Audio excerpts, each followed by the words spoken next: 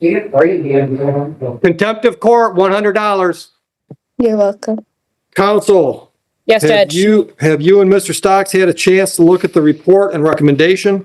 I have, Your Honor, and I shared it with Mr. Stocks and his wife, who he gave me permission to share it with via email. It appears to be factually accurate with regard to the recommendation, Judge. I believe the recommendation is for 12 months probation.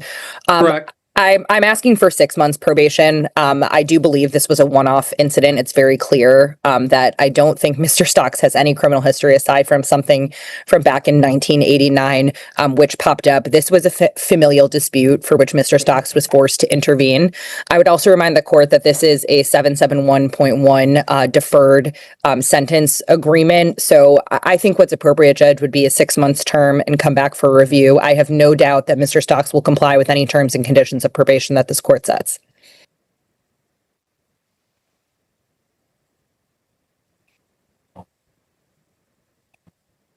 All right. Counsel, you and I have a different definition of criminal history because Mr. Stocks has 1, 2, 3, 4, 5, 6, 7, 8, 9, 10, 11, 12, 13, 14 different files out of our court that he owes money on. Some of these might be civil infractions, but I think some of them are misdemeanors too. Right from the start, this case is a fascinating look at how minor offenses, family dynamics, and accountability collide in court. On one hand, we have Mr. Stocks, who the defense describes as a man with no serious criminal history, at least nothing significant since 1989. On the other hand, the judge and the record tell a different story: multiple files, unpaid fines, and recurring incidents involving civil infractions and misdemeanors, primarily tied to animal-related offenses. What's at stake here isn't just the punishment itself, it's how the court balances mercy, compliance, and personal responsibility. The defense argues this was a one-off incident, a familial dispute, and highlights the deferred sentence as evidence of leniency. But as we'll see, the judge carefully dissects the defendant's long-standing pattern of neglecting obligations and enforces accountability in a measured yet firm manner. Stick with us because this is more than a discussion of fines. It's about how courts navigate repeated infractions, short-term memory issues, and balancing fairness with enforcement. By the end of this hearing, you'll witness the courtroom working in real time to hold someone accountable while still giving a path for resolution. Granted, they're not felonies, and they're not what most people would consider to be serious stuff. They're all involving animals. So dog at large, unlicensed domestic animals, but the gentleman has a history of not taking care of his business with my building. That's a problem. So deny your request to put it for 6 months. I'll do it for 12. You can always petition the court halfway through if he's been compliant. Anything else?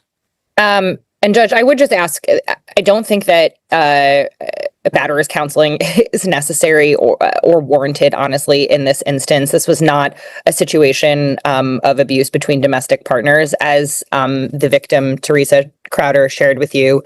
This was really an incident between her and her sister through which Mr. Stocks felt compelled to intervene. So for those reasons, I don't think that that would be warranted as a term and condition of probation.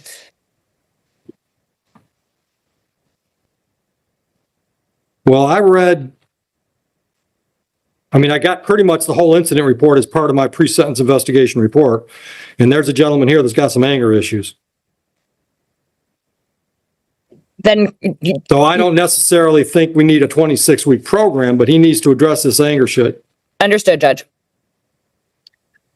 Then I would just ask perhaps that the order of probation could read anger management within the discretion of the probation department. Oh. I'll go along with that. Thank you. I'll go along with that. All right. Can I say something? Hang on, Mr. Stocks. You do absolutely have the right to say something on your own behalf at the time of sentencing. And if you want to make a statement, you can. My advice typically is I don't think a statement's necessary at this point, but you have the absolute right to say something if you wish to. So go ahead and take the floor if you would like. Good afternoon, fellas. She broke my wife's nose. She gave her 2 black eyes and there was blood everywhere. That's the only reason I held her hands. Okay, but what I read was there were a lot more than holding hands. all I did. Okay. Anything else? Anything else? All right, I'm going to order 40 hours of community service. Everything you saw is a recommendation. We'll do it for a delayed sentence. So after 12 months, if you do everything you're supposed to, including stay out of trouble, it'll be dismissed. It won't stay on your record as a permanent criminal conviction. Any questions about this file? Counsel? No, Your Honor, no questions. Thank you. All right, Mr. Stocks, you owe us $3,816 on all these other files. I don't see that you've ever made a payment on any of them. Not familiar with it. So you're telling me somebody else named Fred Allen Stocks has come in here with these 14 files? It's my nephew's dog. But it's his charge, and I didn't ask you to talk. Judge, if I may intervene, there's also, just for what it's worth, Mr. Stocks does suffer with some short-term memory loss, which was also the basis for the no contest plea in our case. So I just wanted the court to be aware. I'm anticipating that his wife, Lisa, is the woman who just spoke out in the courtroom. She often does speak on his behalf, particularly as it pertains to his memory issues. So she might be able to shed more light on that. But I don't want the court to think he's being insincere when he says, I don't know what you're talking about. This has been my experience over the last several months. Now we hit the tension point. The court begins to reconcile past infractions with the current case. Here's what's critical. Mr. Stocks is facing 14 files stretching over multiple years with outstanding balances totaling almost $3,800. The defense tries to frame this as a memory issue and as civil infractions that aren't serious, but the judge is clear. Pattern matters. Missing hearings and unpaid fines show a disregard for court obligations. This part of the hearing is also a masterclass in practical problem-solving in court. Rather than immediately punishing, the judge negotiates a resolution. A one-time payment of $1,000 clears the $3,800 balance. There's also room for a structured payment plan along with community service, but only if the defendant complies. This segment is fascinating because it illustrates the balance of justice and pragmatism, holding someone accountable without pushing them into unnecessary incarceration. Engagement question for viewers: would you consider this approach fair? Does a financial settlement coupled with community service address the underlying behavior, or does it risk letting the defendant off too lightly?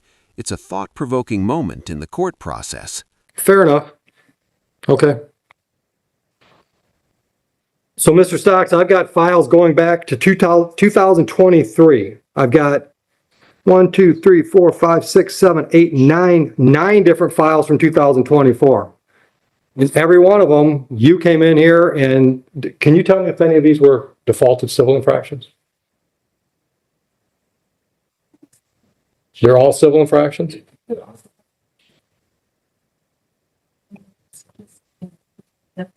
Yeah. So these are all civil infractions, which technically is just like a speeding ticket. If you get a speeding ticket or any other civil infraction and you don't contact the court, you get in default and you owe money. And you owe $3,800. And we've been scheduling hearings and you're not showing up. We can't help you if you're not here. Well, Ma'am, out in the hallway or I'm going to put you in jail for contempt. Contempt of court, $100.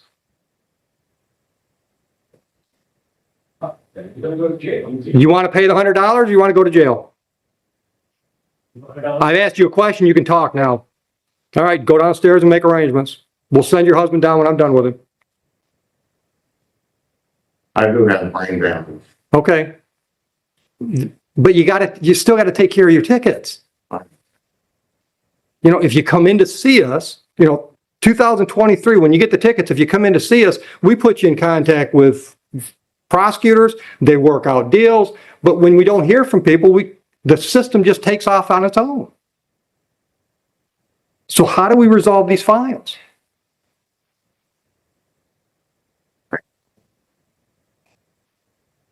How's your health? Hold on, counsel. How's your health? Can you do charity work?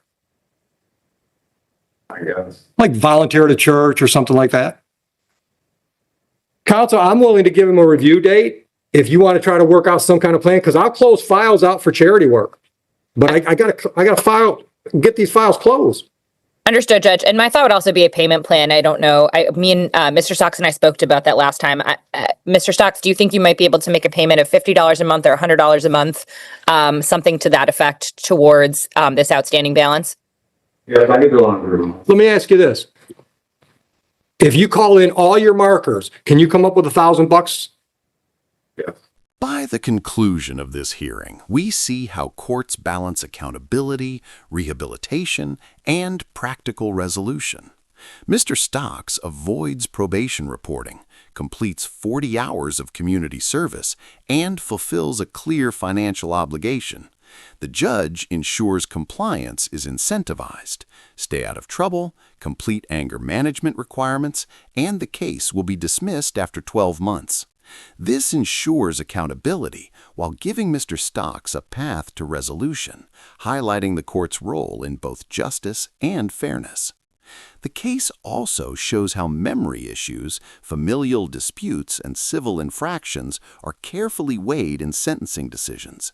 It's a reminder that court outcomes are rarely black and white, and that structured oversight, payments, community service, and probation conditions can be powerful tools to correct behavior. Now here's the question for you. Did the court strike the right balance between leniency and accountability? Would you have handled it the same way? If you found this case as fascinating as we did, make sure to hit that like button, share your thoughts in the comments, and don't forget to subscribe for more real-life courtroom breakdowns and analysis. When?